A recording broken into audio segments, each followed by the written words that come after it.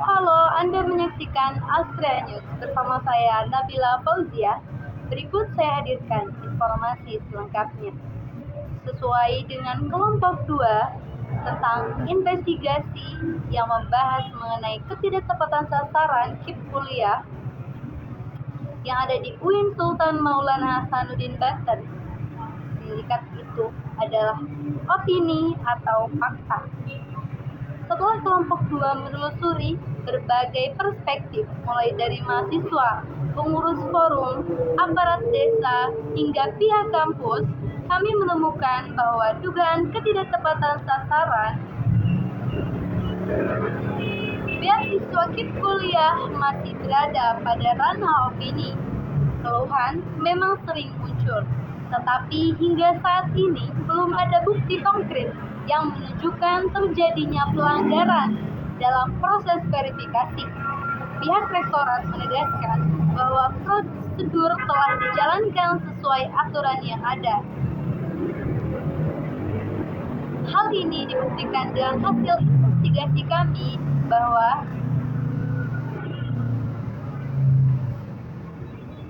sebagian besar mahasiswa KIP memang dari kalangan kurang mampu dan memenuhi kriteria sebagai penerima KIP kuliah. Namun, ada satu titik lemah yang tak dapat diabaikan, yaitu keterbatasan sumber daya manusia.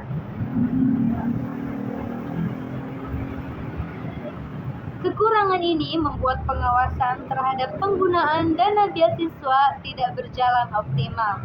KIP kuliah diberikan untuk menunjang kebutuhan akademik mahasiswa, tetapi tidak ada mekanisme yang memastikan bahwa dana tersebut betul-betul dipakai untuk tujuan pendidikan. Ketidakjelasan ini membuat ruang bagi perilaku konsumtif sebagian penerima. Penggunaan dana untuk membeli barang-barang yang tidak berkaitan dengan kebutuhan kuliah dan pada akhirnya memunculkan perspektif negatif dari mahasiswa lain. Persepsi ini semakin kuat ketika ada mahasiswa yang benar-benar membutuhkan bantuan justru tidak lolos seleksi karena keterbatasan kuota. Temuan ini tidak menuduh, tetapi mengingatkan sebuah sistem yang baik tetap membutuhkan pengawasan dan bantuan yang tepat sasaran tetap membutuhkan kebijaksanaan dari penerimanya.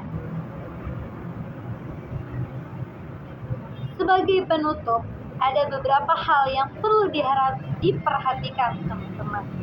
Pertama, bagi pihak rektorat, pengawasan terhadap penggunaan dana KIP kuliah perlu diperketat.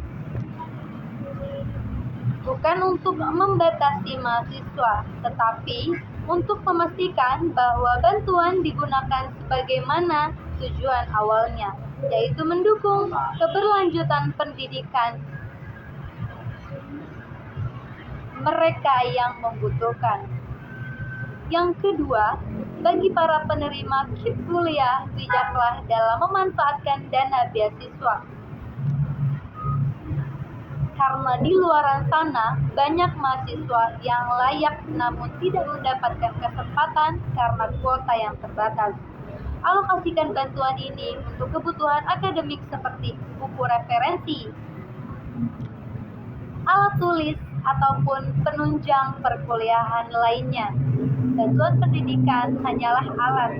Dampak akhirnya ditentukan oleh bagaimana alat itu digunakan.